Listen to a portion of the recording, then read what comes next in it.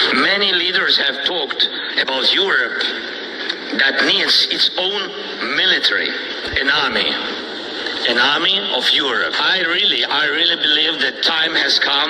The armed forces of Europe must be created. It's come time for us in the West to turn our backs on America, for us to actually create our own reserve currency with the Europeans. There are plenty of places around the world that would rather use a new beefed up euro and basically chopping America off by the knees. They're in so much debt. They require the reserve currency status. If we want to actually make America heal, make them heal by basically turning around to them and say, look, you're not going to have the reserve currency status any longer. You're not in line with our values any longer. Well, that is actually unintentionally, you've made me work out why they're so keen to promote the far-right parties in European countries, of course, because possibly as a caution against or a fear of what you're describing. A completely united Europe could actually go toe-to-toe with a rogue United States, even if it was supported by Vladimir Putin. The EU together is the size of the American economy. We have 500 million consumers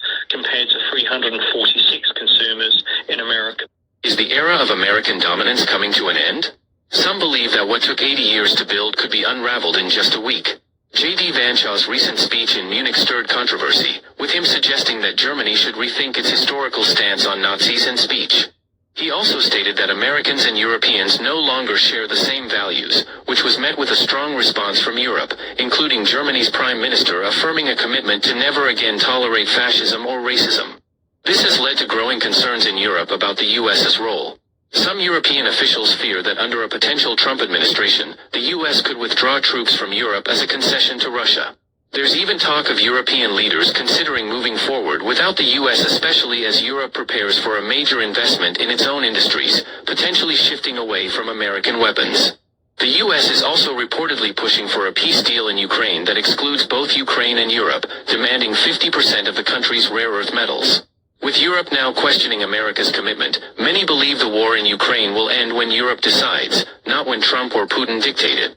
These changes signal a potential power shift, leaving America's global influence in question. I'm a bit surprised no one mentions here that the United States have also withdrawn from the Human Rights Council of the United Nations. This makes the world, for all Europeans, a more dangerous place. I'm not surprised, of course. I mean, we're speaking in the end of a country whose governments have illegally abducted people, tortured them in secret prisons throughout the Middle East, killed children, bombed weddings from Iraq to Afghanistan. A country responsible, according to its own universities, for millions of victims in the Middle East.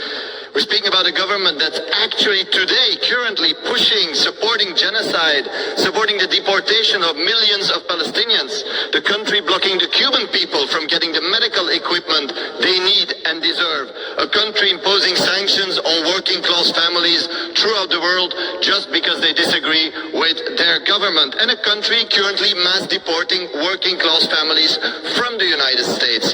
Now the question is not, why are the US withdrawing from human rights conventions? The question is, why is Europe not reacting? Do we think this is a good thing? Are we afraid to stand up? Or is this the true face of this union, not fighting for global human rights, but for corporate interests and profits of Musk?